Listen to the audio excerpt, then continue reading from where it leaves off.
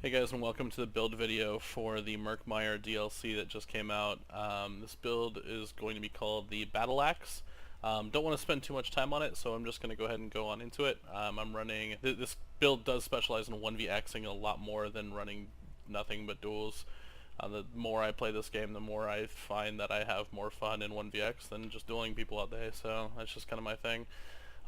So it is B for Blood Spawn, Addle for Rattle Cage, and Axe for Axiom. We've got two pieces of Bloodspawn. We've got medium head, heavy shoulders. That's how we get our Undaunted passive. Both these are going to be Impen. I'm running Stamina on the shoulder piece. I could switch that over to Magicka. I just honestly, I don't know, doesn't really make that big of a difference. Head piece, I've got Tri-Stat. Chest, we've got Tri-Stat. Legs, we've got Tri-Stat. And then for the shield, I'm running just Magicka, so we have a little bit more damage on our front bar. So medium and heavy, Bloodspawn, and then we've got 5-piece light Axiom. Running 5 sturdy for this. With CP going higher and higher, I feel there's less need to run the block glyph, so I no longer run that.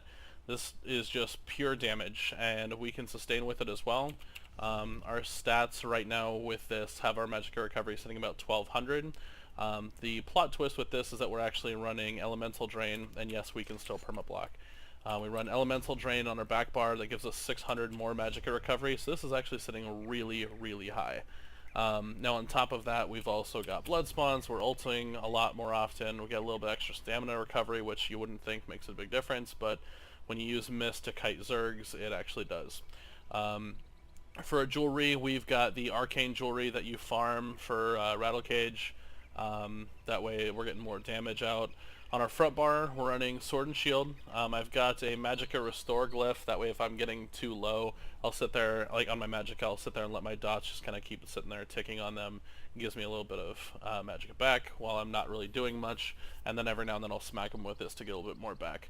The majority of our burst is going to be coming from having an infused Rattle Cage Ice Staff on the back bar.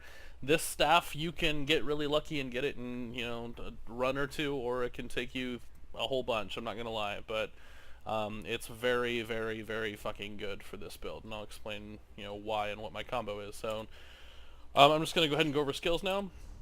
So just like before, I'm running the same skills on my front bar. I've got Flame Lash in PvP with a goddamn, what the hell is it called? The continuous attack buff. This tooltip is like 10.5 to 11k. It hits really, really hard. I'm running Fossilize on the front bar, Burning Embers, #1 sustainability skill in this class even has. Engulfing Flames, I run this for mainly just the 10% more damage on all flame. Flames of Oblivion, still super awesome, gives us, you know, a whole bunch of crit, and every 5 seconds it shoots a little fireball out. When you synergize that with what we have in our back bar, you can get some deadly combos off. Back bar, we've got Coag. Tooltip is like meh, you know, it's not bad, but I just honestly don't find myself using Coagulating Blood very often at all the way that I play Magicka Dragon Knight. I tend, when I need heals, to proc the Flame Lash or Power Lash that you get from fossilizing someone and then whipping them twice, which gives you the huge 16k heal over 2 seconds. Way more than ever having to pop a, you know, a 4k Magicka cost heal that gives you, you know, half of that. So I'm running Volatile Armor, really good this patch for still ripping people out of stealth. I just haven't got rid of it, haven't had a need to. On my back bar I also have Mist, still the #1 kite ability tool that I think there is for Magicka Dragon Knight. We are a vampire in order to do that. Back bar we have Elemental Drain, very good for giving us a whole bunch of extra spell penetration, and then it also makes up for 600 Magicka recovery, which is awesome. The reason that we're running Rattle Cage is so we can pull off getting Major Sorcery while also freeing up a slot on our back bar for Draw Essence.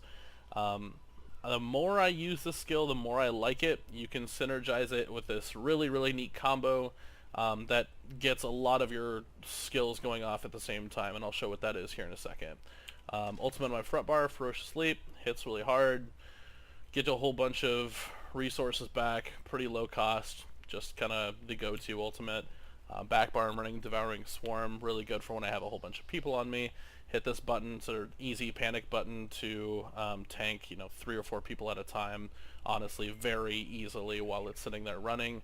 Gives you a little kind of window when you need to go offense mode and, hit some people and take them out. So, potions on my front bar, I'm running Tristat, or not Tristat, but yeah, I guess Tripods.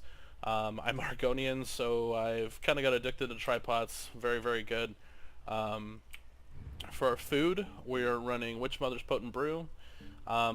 With running Axiom and going Tristat on Helm, Chest, and Leg, we have enough extra stamina where, in my honest opinion, you don't need more. Axiom gives you a little bit there, and I'm at 13,500 right now. Really, for me, that's absolutely plenty. If you find you're struggling with that, feel free to swap on over to Tristat food, and then you can replace some of these glyphs with Magic Recovery to make up for what Witch Mother gives you. That's just kind of how I like to play it. So real quick, I'm going to show you the combo that I do here. A lot of DKs use it. The reason that I'm running an Ice Staff on the back bar, I mentioned that we're still perma-blocking. There's this cool trick you can do with the Destruction Staff when you have an Ice Staff, which is not put anything to Trifocus. This is what usually makes a Frost Staff require Magicka instead of Stamina, but you do put stuff into Ancient Knowledge, which is what gives you all of the block cost mitigation and the increase in damage that you can block. So us blocking on our back bar with this little ice stick gives us just as much damage mitigation as if we're blocking with a shield. So it's super nice for that. For our spell damage in this build, 3,200 is not counting the Axiom. It's also not counting our glyph that's going to be procced when we hit them with our combo. So this combo hits devastatingly hard. If you look at my PvP videos, and I'll link one in here that you can watch me test out this build. I actually just post PvP number 4, I think, is me just doing nothing but running this build. It hits like really, really fucking hard. So here's the quick combo, I guess. I want to make sure I didn't cover or miss out anything else. My crit resistance is 1,500 because I'm running 2 slots of these. I'll go over CP in a second. Then we've got Vampirism I mentioned, Major Sorcery 24/7, and because our Magicka Recovery is sitting at 1,200 with the Vampirism, on top of the 600 every 2 seconds that we get from Elemental Drain, that's not any type of issue whatever, and we get to run Apprentice for even more damage. So realistically, our spell damage is actually around with what Axiom gives us. This is up well over 3,500, 3,600 once we're fully buffed in a fight. Now, the combo that makes this so strong is this right here. You have your spikes up. You're going to make sure they're dotted. Engulfing Flames definitely needs to be proc. You're going to make sure this is casted. You're going to swap to your backfire. You're going to go Elemental Drain, tap, Dragon Breath, front, Fossilize, and Dragon Leap. And when you Dragon Leap them, you're going to have your Engulfing Flames going off. You're going to have your Flames of Oblivion going off. So these two are sitting there. You have this running on them. From their dots, you're going to be getting constant Magicka, and this explodes the exact same time that this goes off. So you have this, both of these burning, but this procs, this procs, this procs, and you have them fossilize the same time you're doing it. Now, when you run that combo, you're going to be able to actually get a couple whips off of them or right afterwards too, which is actually really nice. So here it is again. We got spikes running. You're gonna dot them, Flames of Oblivion, swap, tap, drain, and Dragon Leap. So when you swap to your front bar, you have the weapon glyph on your back bar procced, which is spell damage. So when that's procced, this is what our actual damage is. 3,600, not counting Axiom. That makes the tooltip on our Flame Lash 10.3k. So if you have that with running continuous attack, you can actually get your Power Lash tooltip, or your regular Flame Whip tooltip, up around 11k, which really fucking hurts. The Dragon Leap that I did there, obviously this is just a dummy, but you can see the type of damage that this puts out. Spell penetration's 4,884 with running Elemental Drain. That puts us at 10,000. It just doesn't show in here because it's a debuff on your target. In my experience, some people that run light armor don't have more than 10,000, so I never try to over-penetrate. If you go too high, it won't do any additional damage because they have no more resistances for you to remove. So, lastly is CP. I'm just going to go ahead and breeze over this. I've got Warlord at 56. Arcanist at 56. We're trying to get as much of that as out of what we currently have as possible, because especially because we're running Vampire, we get a little bit more. Mooncap's at 23. I've got Tumbling at 18. I don't like to tumble, don't like to dodge roll, but every now and then find myself in situations where I kind of have to. Shadow Ward's at 66. Elfborn's 66. Elemental Expert 56. Master at Arms is currently at 60. I'm in the process of buffing that back up. You actually don't get any more percentage for this until that bumps up to 21, so I'd like to have that higher. I'm just still working on CP. Thaumaturge at 37, same kind of thing. If I could afford to drop more into here, I might 56 that. It scales really not too bad. Eventually, I'm trying to come up with a way to get Exploiter, but as of right now, with my CP still not being maxed, every time I get close, they raise the damn game, and I have to go further. Ironclad's at 56. Resistance I have at 38. That gives us 1,000 crit resistance, another 500 from our 2-piece of Impen. And then I really like this system here. 42 at Thick Skin, 37 on Hardy, and 32 on Elemental Defender. We actually have more elemental defense than we do physical because of a passive that Dragon Knights have. So that's really nice. And then over here we've got 14 on a Quick Recovery. I really kind of just threw them here because it's extra healing. I find that more people are going to be probably running that stupid Anguish set this patch, which, if you don't know it already, it drops this little totem-looking thing on the ground that pops after 1.25 seconds, and it applies a debuff to you that eats your next heal by 5%.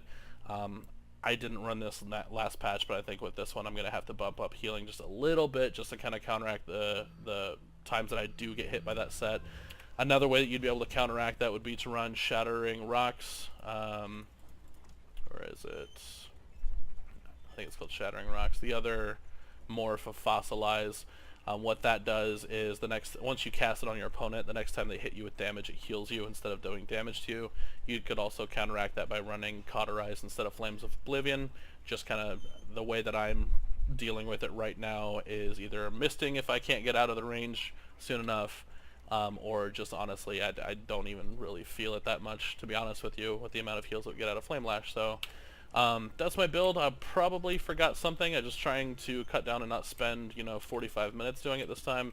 If I missed anything that you're curious about, feel free to drop a comment in. I appreciate it. I'll also put in a link where you can watch this build in action. That'd be my 4th PvP video. Literally was running this the entire time. So that is the Battleaxe. Hope you guys enjoy.